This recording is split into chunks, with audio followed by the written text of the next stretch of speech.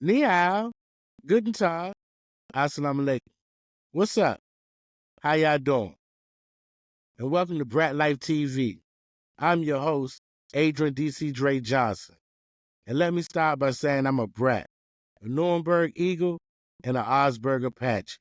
And for the viewers that's not familiar with the schools I just mentioned, they're cities in Germany. That's right, I said Germany. And if you wonder, how do you attend schools in Germany? I was a brat. My father was in the military like hundreds of thousands of other children's parents and guardians that was in the armed forces, the Army, Navy, Air Force, Marines. And we didn't ask for that experience, but we lived it. So for the days, we're going to call this show Digging in the Crates. Because we have a featured guest, a national recording artist, extraordinary talent, a trailblazer, an entertainer, a DJ, a rapper, a father, my brother, Derrick D.C. Crumpley. What's going on? How you doing, bro? Welcome. How you doing, brother? Thanks for having me. What's going on? Thank you for coming out to the show. I want to just start out by asking, who is Derrick D.C. Crumpley? Man, that's twofold. You know, you got Derrick Crumpley, then you got D-Ski, but, you know, they come together. Derrick, born in New York, Queens to be exact, and moved to Germany August 21st, 1984, and that's where you get D-Ski. So D-Ski was born or birthed, it's all the same, in Frankfurt, Germany. So your family is from New York, Queens. What part of Queens? Bayside. So I'm a suburbanite, you know, raised middle class, strong middle class value, educated family, military family. So, yeah. Okay. So Queens, you was in Queens during the time. So I gotta ask this question: is the bridge over? We run everybody. Ask Russell Simmons. Yeah, no doubt. I mean, but during that time period when Chris was spitting the bridges over, I mean, what was the atmosphere in Queens during that time? I was in Frankfurt when that came out. So, you know, I'm getting information from back home. It wasn't nice, but at the same time, like we always say, he didn't go after Coogee Rat and people like that. Right. So, you know, it just was it was a New York thing. Respect to KRS-One, one of the greatest, the best to ever touch the mic. No doubt, no doubt. Salute KRS-One. Hey, so you started DJing at the age of 10. Yeah, following behind my cousin, following behind his footsteps, Kevin Jackson. May God be pleased with him. And it was just a thing to do. You know, it was hip hop. You know, it was coming up, 2 turntables in the microphone. I mean, it was being birthed. So I got a chance to see it. Yeah. It was not very. So did you have your own equipment? Nah, I was one of them kids that piecemealed equipment together, you know. I didn't get my first 12s until I made my first record. That's when I got my first 12s, but I always had equipment around me. I was fortunate to have a cousin that had nice equipment, and then get with the Body Snatchers. They had nice equipment, so I was always fortunate to be around quality equipment. Yeah. So what does a 10-year-old DJ really look like? I mean, was you DJing at recesses? No, it was a weird science, you know, like the movie Weird Science. It was just, you get your mother's old stereo, and you get your little stereo connected to one speaker, and you mess up a lot of records because you don't know that you need a scratch pad and all of that. Save the vinyl, you got plastic rubbing against plastic, all kinds of crazy stuff. So it was a lot of destruction. And it's almost like demolition, you know. You got to tear the building down to build it back up. But that's how. On the job training, it's kind of. I don't know, just on the job. Yeah. So you moved to Germany at the age of 17. Yeah, it was one of the best Was things. it a culture shock? First, it was one of the best things that ever happened to me. It wasn't really culture shock, but the ability to be able to love who you like, that was interesting because even though I was thoroughly integrated coming up in Bayside, we still had our sections. You know, New York is like that. You have common ground, then you have public and private space, and public you act accordingly as neutral, but you have your own space. Like we live up front of the neighborhood as African Americans, i.e. Black, it's interchangeable for me. And then more deep in the neighborhood was where the Italians and the Jews stayed. So we were like in the middle. Yeah, we were in the middle. It was like we were strategically placed. You know what Okay. I'm saying? But the beauty is we were right next to the school. So, you know, people from my area, they got a decent education. Yeah. So yeah, I'm gonna share a little story. My first time in Germany, I was a little culture shocked because I went there when I was like in 5th grade. And the only thing I really knew about Germany was Hogan's Heroes and stuff like that, I seen on TV, along with some of the stuff we learned in school about the Nazis and the Right. Jews and their camps. So I was kind of shook, you know. I actually was thinking, like, I'm going to end up in a camp over here or something, Got to try to find my way out. But interesting story about that is on my second time coming back when I came into Germany. When we moved to Nuremberg, shout out to Nuremberg Eagles. When we moved to Nuremberg, uh, we we moved to Nuremberg. We stayed in the hotel when we first got there, and the hotel was Hitler's old headquarters. In the football field that we played football on, Soldier Field, they had the ovens out there where they had burned the Jews at. And it had like 10 ovens, like cast iron ovens out there, humongous joints. Look like safes right there. And on hot days, you could smell the bodies, man. It was crazy. Wow. Oh, wow. Yeah, that was a And crazy. shout out to the Frankfurt Eagles. Yeah. We green and white. Yeah. Y'all, what color y'all? We are black and yellow, Steelers colors, baby. You know how Yeah, y'all. the Eagle really get down. Yeah, y'all should have been named the Bees. Y'all should have been named the Bees. So go ahead. I'm not even gonna comment on that. Frankfurt. You know how we do. Yeah, Yeah. no doubt. Shout out to Frankfurt. Yeah. Shout out to Nuremberg. Right. You You know understand? it's camaraderie. Yeah, Yeah, no yeah, doubt. it's all love, though. All the time. So, so you actually moved to Frankfurt when you was 17. That's the school that you I went went to? to You Frankfurt said High Frankfurt School. I Eagles, went right? to Frankfurt High School. Shout out to George Osra. If it wasn't for my assistant principal just having a vested interest in me, I don't know what I would have done. You know, the beauty of going to a Dodge school is if you embrace it, it'll give back. And everybody from the the industrial engineer or the maintenance, he was a DJ, Smokey Track.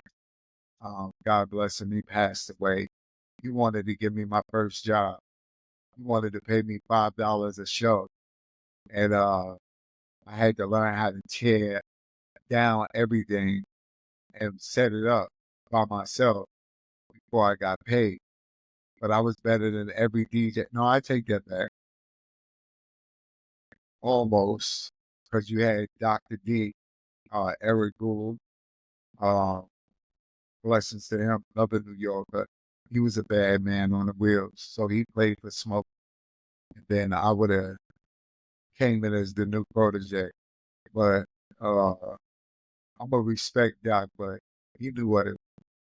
Yeah. So what was the difference between you going to school in New York, high schools, and Oh, Frankfurt?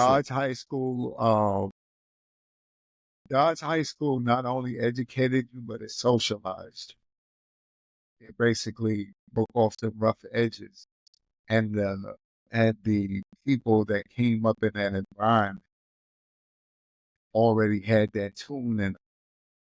So me coming with that wild spark and being in that environment, it basically turned the fire from orange to clear blue or even clear.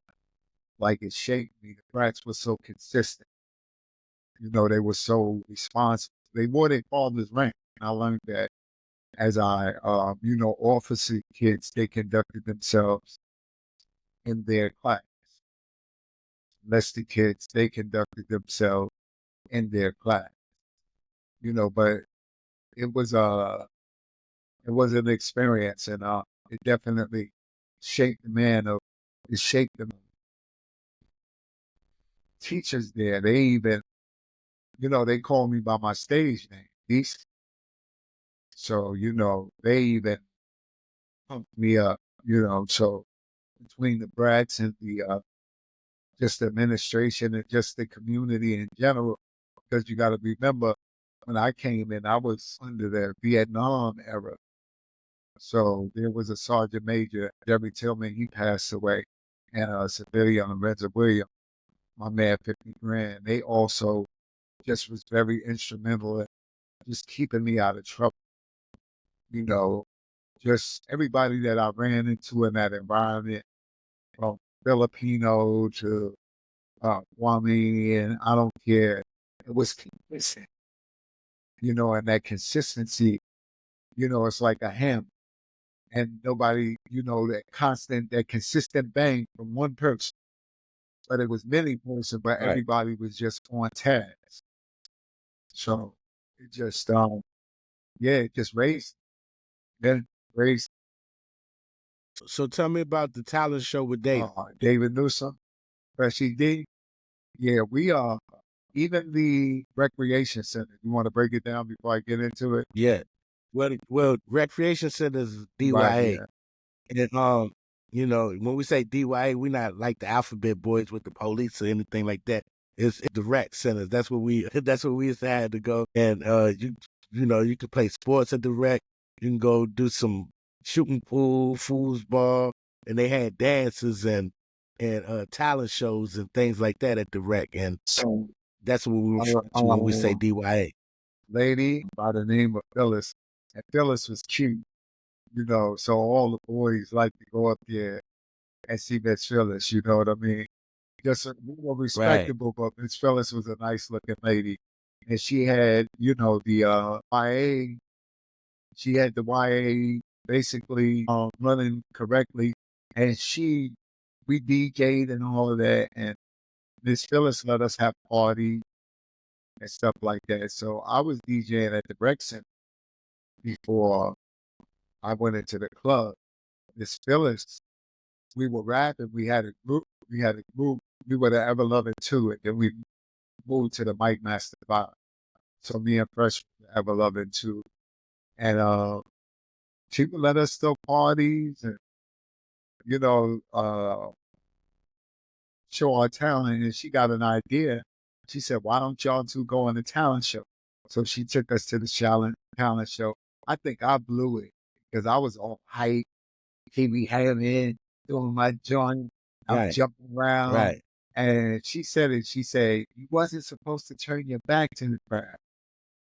And I kept doing it. I just got up there and got loose. But it was an experience. Right. Yeah, it was a nice experience. Then all we went to YA joints. We would rock the mic at the YA, like in Darmstadt and stuff like that. So we were like stars in the hood, And That's what's up. me and David started. Then we got Mike Carr. Then we got Peter Haynes. MC is Mike Carr. At Peter Haynes was Cool P. And then what? Pete Lovely, and now he Pete Twist. Shouts out to Big Brother. Shout out to Pete Big Twist. Brother. And we had a crew. And we kept it alive. Then we had special forces there. My brother Scott Fresh, he was in charge of the Flag King Chief. he was in charge of the break dancing. And then we had forces, my man Kareem, Big E. Shouts out to Big E, Jersey. Then we had Bruce, Texas. You know, he threw them long. Bruce threw them long. So Okay.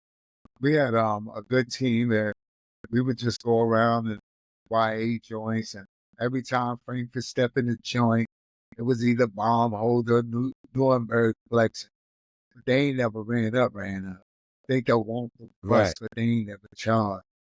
But yeah, they had a little way to Nuremberg. You know, I remember Nuremberg and who did I say? Was it Bamberg? No, No, how and no, Nuremberg and no, we just mentioned Nuremberg and Baumholder. Yeah, Nuremberg and yeah. Baumholder, they had weight.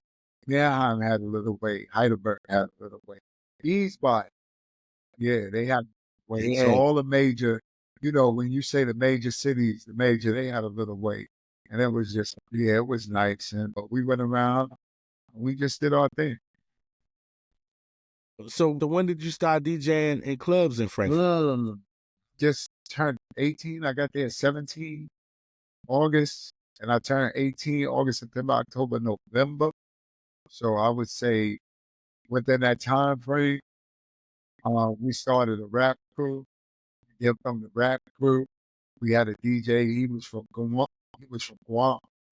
And his name was Paul. Paul. I don't want to mess up his last name, but he was our DJ, and he introduced me to and shouts out to Carl. Shout out. Yeah. And he introduced me to the Body Snatch. I went over there in addition, but coming from New York, I didn't have turntable. I didn't have money to get anything. My mother wasn't buying me none. She didn't believe in my talent until I got the job. But Oh, that's right. but shouts out to my mom, Sergeant, the late Raines Gibson. Sergeant Lynette Gibson. So they introduced me in the meantime, I didn't have nothing to do in New York. You know, we created. So I formed the hip hop. I rapped in until I got the audition. Once I got the audition, went by the Sergeant Major's house, and he pulled out the 12 tins in that Cheryl Vega mix. And it was like, you know, going from to a Mercedes. I know And that's it was right. just so nice. And I remember Thelma Houston. You used to hold me so tight. I dropped that joint on there and I was backing it up. And his wife was in the kitchen and she said, whoop, whoop, she did that snake. He said, that boy bad. And he said, come back. And he gave me a month list of date. So Smokey wanted to pay me $5. He paid me $25 a night. And I didn't even have to learn to set up. I learned as I went. And we just became like #1 in Usera. Yeah, when you mentioned DJs, you had to say Body Snatcher Frank. So you remember the first club you DJ'd in First Frankfurt? club I DJ'd in Frankfurt. First club. I think it was Drake Edwards because they had me hide out playing at Drake Edwards for a while until they said I'm ready. And I played down there for a while. So Frankfurt rocked from Monday to Monday. Right. Yeah, Frankfurt rocks from. You can go to Drake Edwards, different concerns, and go to the little clubs, and then you can go to the German club. So we rocked in Frankfurt all night. You know what it was? Yeah, no doubt, You know no what doubt. All night, all to the morning. To the morning, like I remember, like I said, I came up there with you one time, and when I came out the club, it was bright and early in the morning. I'm like, man, what is it, 9 o'clock in the morning? Look at everybody like this. What up? Yeah, wide open. Go home and take a nap and do it again. So, Yeah. Funkadelic, shout out to the Funkadelic. But the first Drake Edwards, then I started playing in the military club. Then I was introduced to the German club. The first time I went to the German club, that was a shock because they rocked like at home. And Right. they Exactly. bought the records. So they had a direct link to the record shop. So 6 months, sometimes a year before joints come out, the German club, Funkadelic, already had it. Then you gotta think Right. about too, the Funkadelic had that connection with the States. Whenever you came to Frankfurt, I mean, it's everybody. They came Funkadelic. Right. So it was the No doubt. second club. The first time I played in the Funkadelic, Karam, the owner, and shout us out to Karam, he said I wasn't ready. But then when I came back, he gave me my own house night on Tuesdays. And I remember Karam, I went through my party time and then I converted to Islam. And I remember everybody was banging on me because I didn't want to party and do all that stuff no more. And then Right. Karam, the owner, I was walking away. He was like, DC, come in. He said, yo, they don't believe in you, but I do. So even the Mm. German side, Right. they just, the whole Yeah. European experience is just like, Love. It man, was you'll love. never experience. And shouts out to Claire Patriot, all of the German side that had my back. Shouts not, No all doubt. of them, man. It just, Germany at that time was a beautiful experience. And I'll say uh, the Southern soldiers, the impression that they left on the Germans carried up until we left. Yeah, I want to say that it was definitely a great experience in Yeah. Germany. I just didn't take full advantage of it, but it was a great experience in Germany. So let me ask you: is this the time when you meet Akim? I'm at Aachen. I rocked in the German clubs from 18 to 21. My mother left, and I moved on economy. And fortunately, I became. And Right. excuse me. And when he says economy, for those listeners that's not familiar with Brat Life, economy is off of post. Like the military has a post, and they have housing areas that we all stayed in, and some people stayed on the economy where you stand where the Germans are. So that's Right. you stayed on the economy, and you was around the corner from. Yeah. So in a nutshell, the Americans had their own settlement due to the Silence of Forces Agreement, and they also had rented houses on the economy, which was more of the native land. So we had our own. The bases are nothing but U.S. settlements. Right, Yeah. exactly. So yeah, I moved around the corner. Once I moved off post, I was still DJing on post, and I moved down the Allerheiligenstrasse. And they that means when the Saints come marching in. Yeah, Yeah, yeah. So I moved down there. I was in the heart of the city, and the record shop. I come out my door, make a right, make another right, and make another right. I'm in. you right there. Yeah, I'm in the shop. So I came there. I met Icon, picked up records and stuff like that. And I remember coming in the shop after meeting Icon and his other partner from Ohio originally, African American brother. He introduced me, and we all linked. I came to the shop. I heard Yo get funky fast, and also coming from New York, I was thoroughly integrated. So my cousin, he played this. So really, I was already into club music. Then I went to hip hop because remember hip hop they had disco beat, things like that. So the Right, disco was exactly, first. Then it went into hip hop. exactly. So me, I already had that disco in me. And when I come in the Right, club, I hear the four on the floor, Philly, and they got the ow. Yeah, ow. And it's Rush. And that right, boy, come on, it's time to get funky to this cuss. I'm like, wow, the best of both worlds. Shouts out to Chicago, the best of both worlds. Yeah, so I come in there, then it's followed up by my man Tyree Cooper, my man 50 grand. Bass, how low can you go? Bass, and he going to turn up the bass up to get ready to the same. I'm like, oh, they going crazy. So he's like, "Can you do Right. that?" I'm like, "Yeah." So I'm excited. He gives me a task. He says, "Get it together. I got you." So he started a label. He gave me a task. My man Tony, he came by. I got stuck. He came and helped me put some things together. Shouts out to Tony. And Shout out to yeah, and went back to Arkham. He hooked me up with Heinz Felber, Mike Rudiger. Heinz Felber was the club is still running cookies. One of the more, how would you say, like a middle class, like a nice little joint. It was small, but it was not. And he was the DJ there. Shouts out to Heinz Felber. And we got together and we put Let There Be House together, but it was raw. And it was our first single off the compilation my brother was on. And Otis Pate, shout out to him, another Brad. They had a group called Pulse.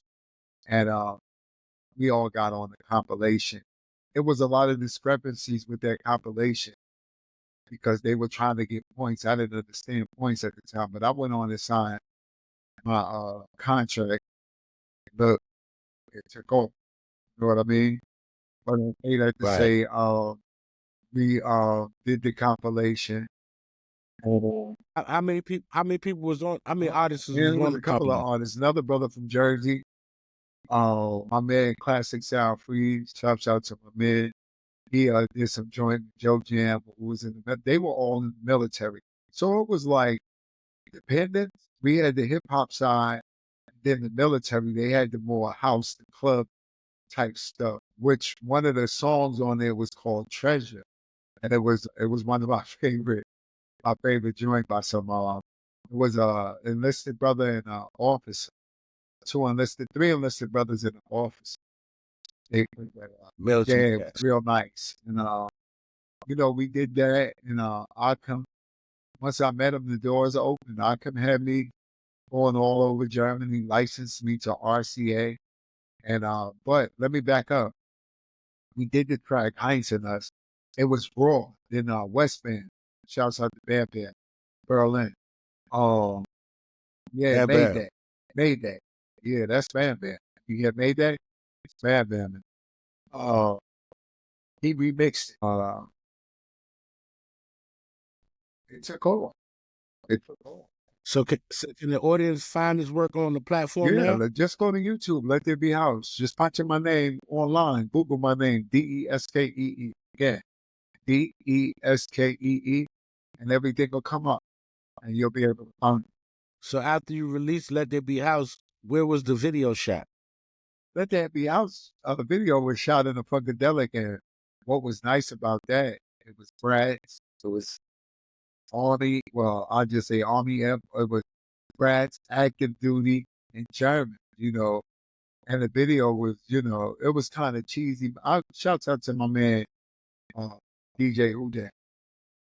He did the video, and he went on to do some bigger video. But mine was his first, and it was. I mean, it Still, was a big video for that it time was. period. And I think you had some shot scenes at Frankfurt High School as Word. well. I got to go back up to my stomping ground. And what No was doubt. crazy is the TA, the what is that when they do the technology? The IT. When the guy is talking in the beginning, Uh IT, Frankfurt did that for me. oh, what? Yeah, yeah. I told the teacher, what's up? I was his TA and I went up there, shouts out to him, and he did the joint for me. He had one of the students do it, and you see it's black students, everybody's in the joint. He had students No in doubt. there, No and doubt. when I went up there, I said, and I told the assistant principal, I'm coming to shoot a video. He let the kids out. He, yeah, Wow. yeah, he let the kids out to do it. Yeah, man. That's what's Yeah, up. yeah. Frankfurt, yo, dogs, just the whole joint. I have nothing to say. I'm still currently employed with the VA. I have nothing to say negative. No. Even if I could think of something negative, I never faced ignorance in that community. Never. Well, I hate to do this to you. But what's up with you and MMT? Oh, handouts bad, man. Oh, the only DJ, CJ too. The only DJ to get me in the battle, his hands was nice. M&MT was always cordial. I give him respect. Terry Graham. I'm sorry, bro. I'm sorry. Terry Graham. Peace out to Terry Graham. He was always, Peace I out. always had respect for him. And he had respect for me. When he got me, he said, I was always scared of you. I was like, you did it. But he was DJing for Godfather. Godfather, shouts out to Godfather. He was always renting DJs. He was another retired. I think Godfather was retired Air Force, high rank Air Force.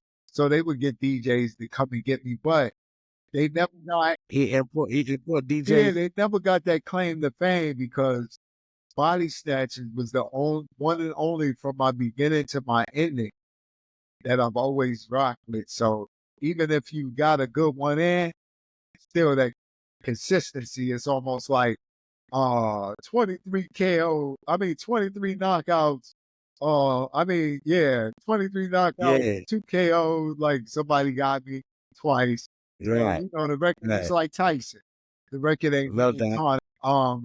And Terry, when I went to Handout, like he opened up Handout and it was another kid, Fresh.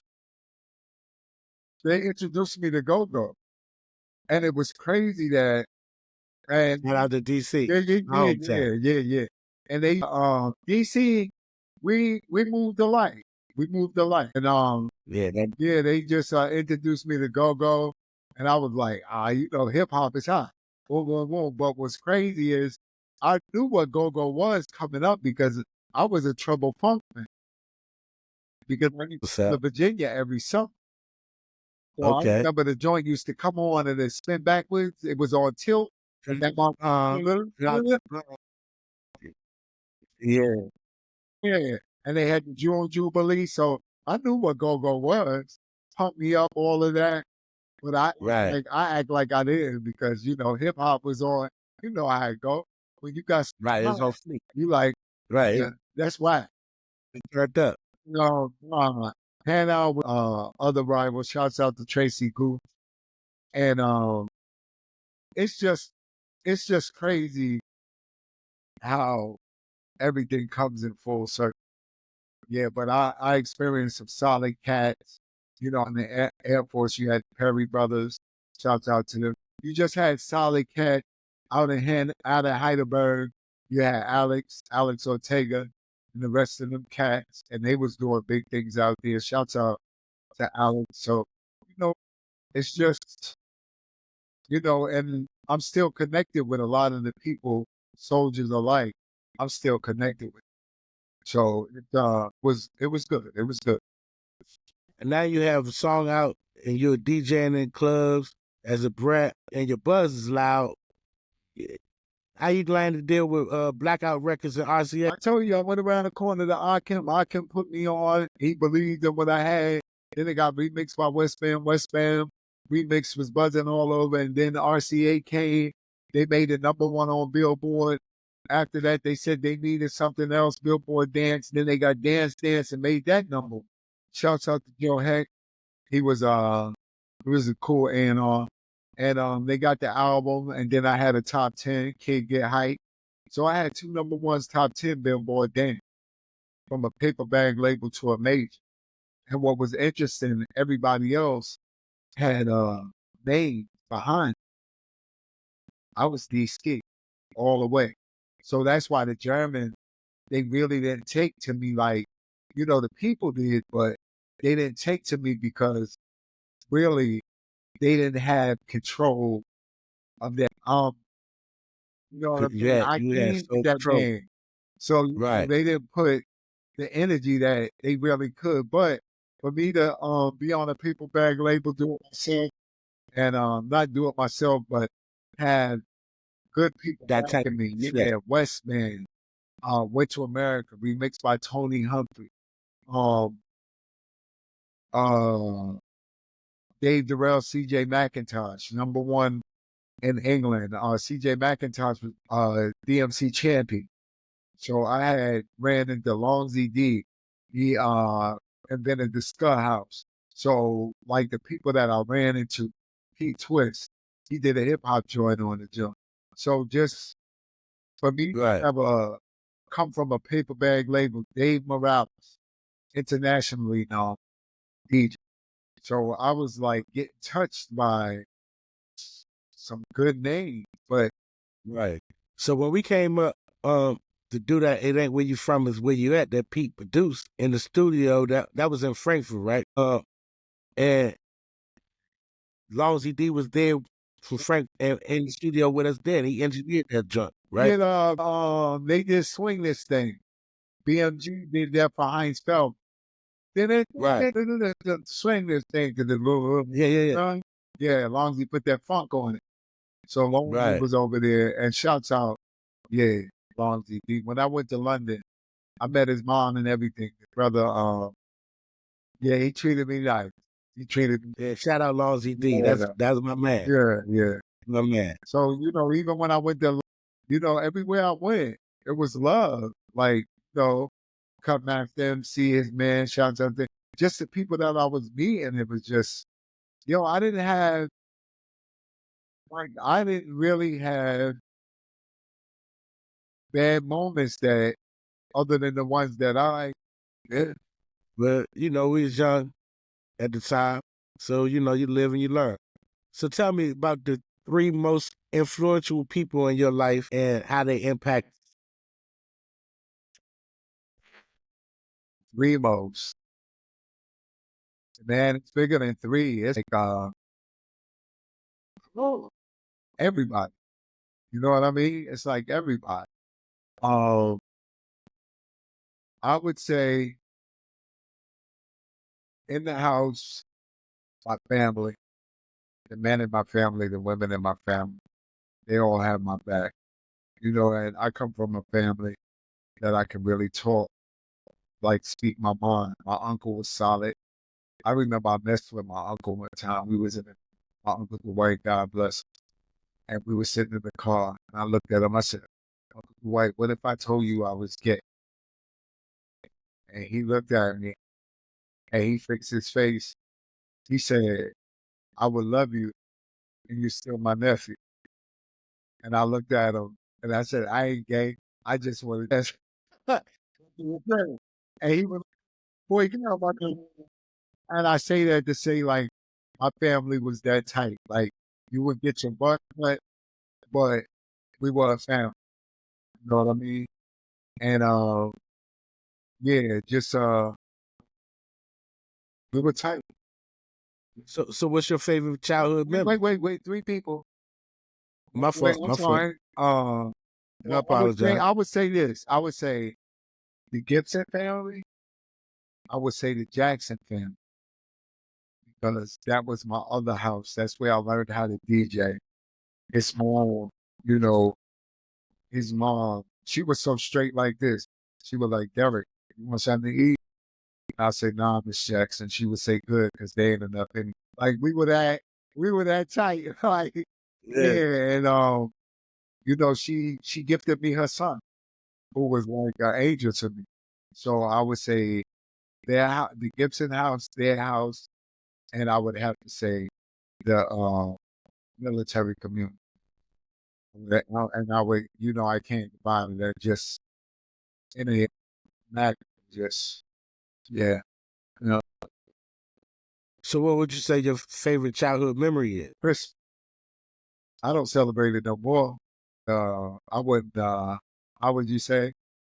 I wouldn't deprive nobody of it. And I know it's for the kid. Christmas, my grandfather, after World War II, he was a longshoreman. Then he became a manager of Vigo Toy Company. So we went to all of the toy conventions, and my aunt, she worked for Ideal. And then you got to factor in women in my family.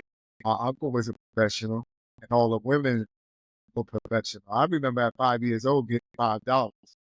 When my aunt get paid, she come and give me $5, and I was like, Sound oh, like you you was know what I'm rich. saying? Right? Woo! That Going to tear the ice, man. going to tear the corner store up, We had killing the bodega. John Bargain, Woolworth, Five and Dime. know what I'm saying? You know what that $5, man. So just Christmas. And we just we were spoiled, sheltered. Like I said, just a middle class kid, grandmother and grandfather, college educated. All of the people on both sides of my family were educated or educators.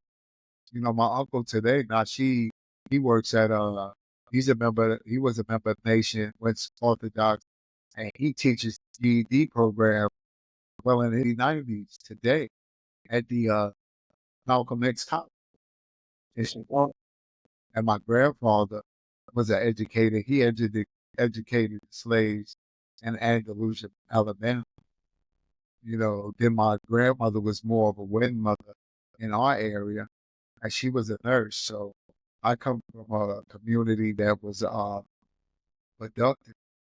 So for me to move into that community just complimented. But in a nutshell, my favorite time was Christmas. What's My up? favorite Christmas song is This Christmas, Donny Hathaway. I still rock to that when they come through. Yeah, Donny Hathaway was a beast. Eggnog. With some Yeah, eggnog, and I'm listening to Donny Hathaway this Christmas like a kid again. yeah, Donny Hathaway was a beast. So did you want to be a rapper or a DJ or both?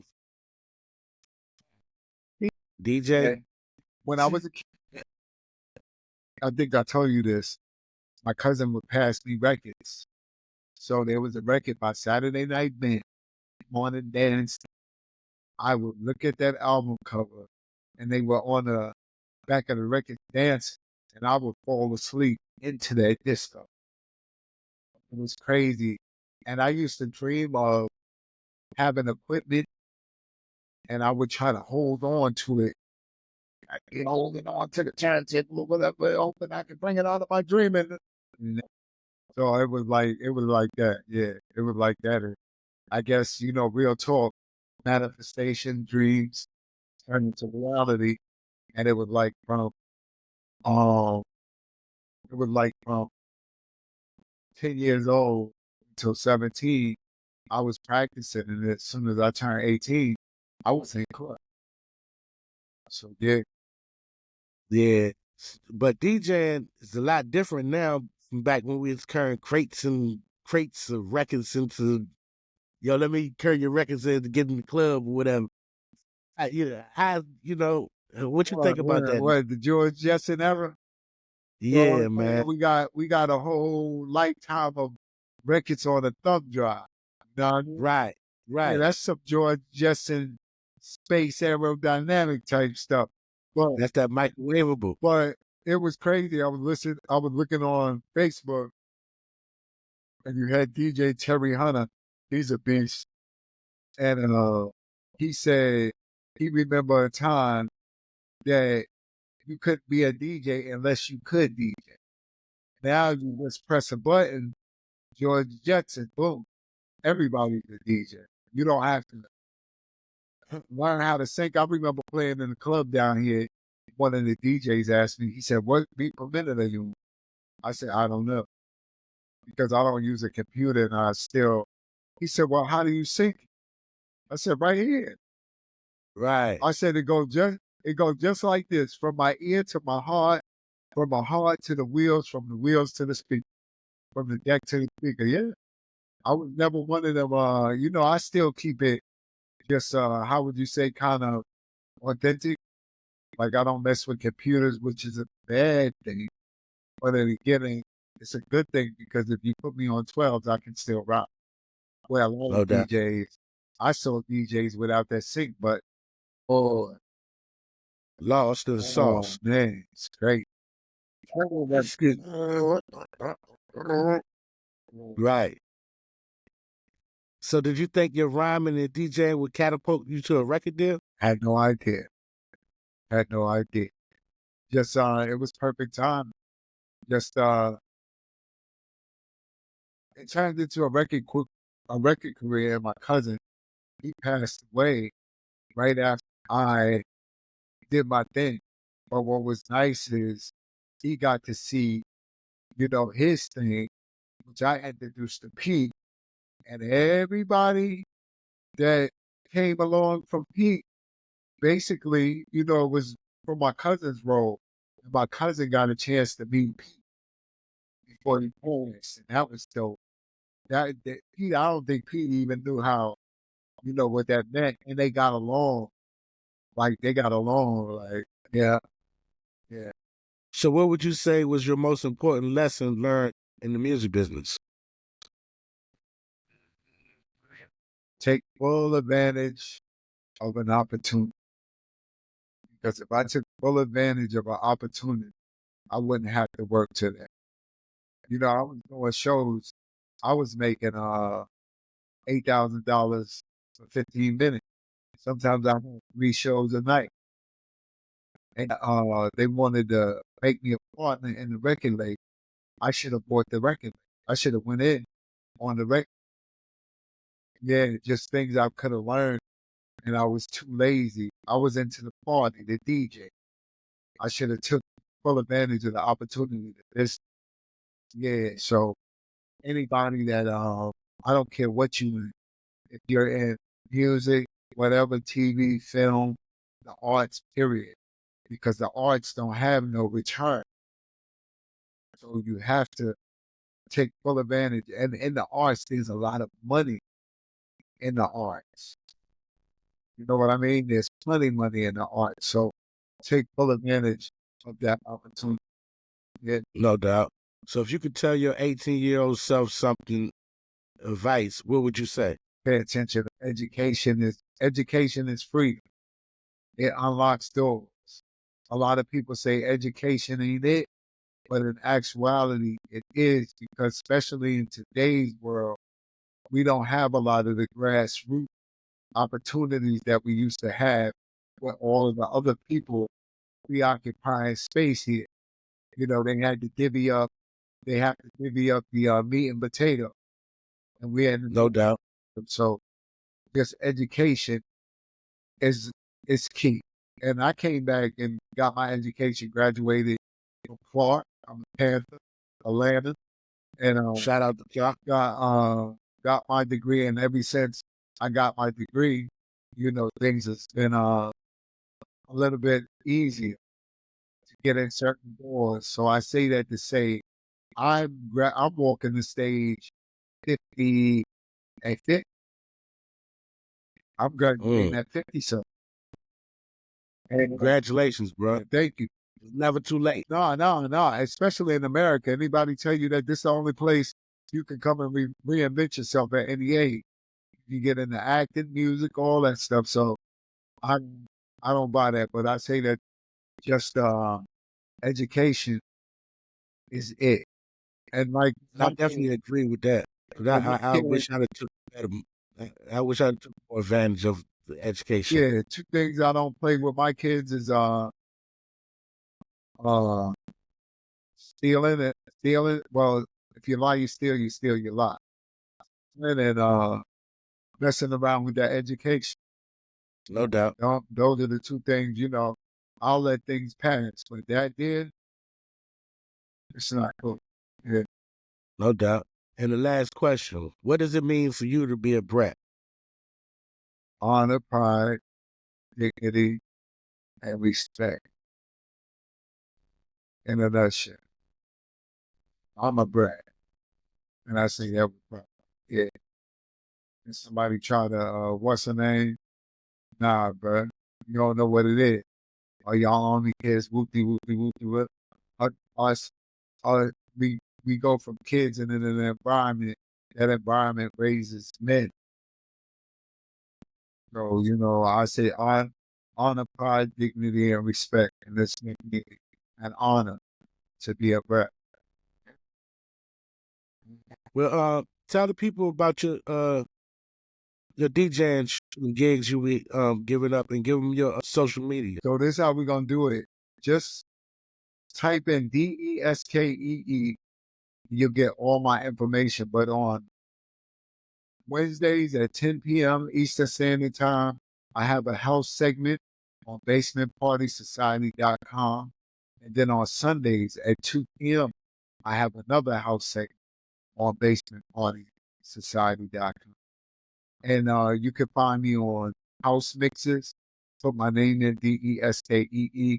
And you can also find me on Mixcloud. I got 100 or so mixes on Mixcloud, Deskee. And you can find me on SoundCloud. Just throw me in the Google. Everything will come up. That's what's up. That's what's up.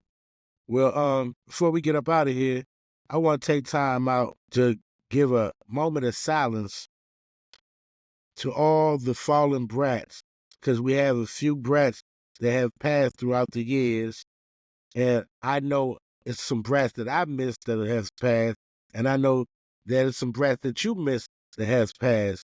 So we want to take this time to give them a moment of silence.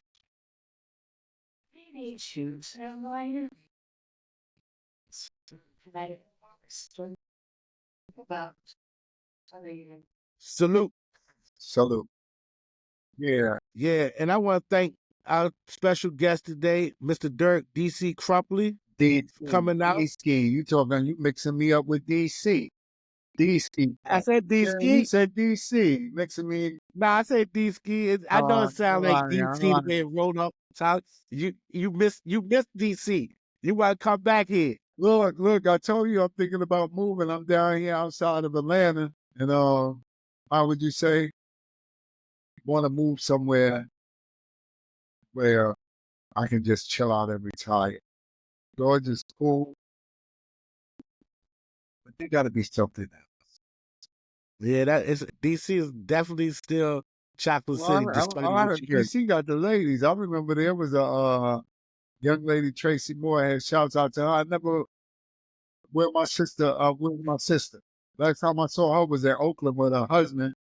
Well, I don't know what's up. She was from DC, and yeah, he stepped on the scene. I was like, "Oh, DC got him like that." I didn't know. I definitely want to thank you, bro, for coming on the BRAT Life TV. And what we do around here, other people give out other things because this is BRAT TV, BRAT Life TV. We give out Star Spangled banners. We giving out stars to our stars with the banner. You understand? So we're going to send you your Star Spangled banner to show you our appreciation for you coming on our show. That'll be nice. Now, y'all can tune in again. Same BRAT channel, same BRAT time. Until next time, peace.